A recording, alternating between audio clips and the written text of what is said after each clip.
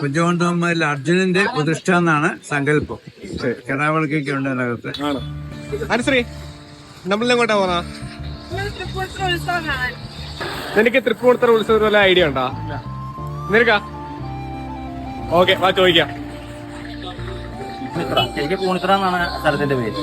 അർജുനൻ ഇവര് നായാട്ടിനൊക്കെ ഇതിനൊക്കെ ഇറങ്ങൂലോ. അങ്ങനെ ഇങ്ങനെ ഇറങ്ങിയ സമയത്ത് ഈ അർജുനന്റെ കൂണി ഉണ്ടല്ലോ, അമ്പിടണ ഇതിന്റെ ഉള്ളിലിടണതിനാണ് കൂണി എന്ന് പറഞ്ഞത്.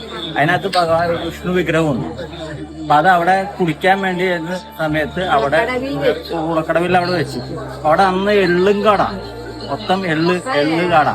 അപ്പൊ അത് അവിടെ വെച്ചിട്ട് ഭഗവാൻ കൂണി അവിടെ വെച്ചിട്ട് കൂണിക്കകത്ത് ഭഗവാന്റെ ചെറിയൊരു ഇത് വിഗ്രഹം.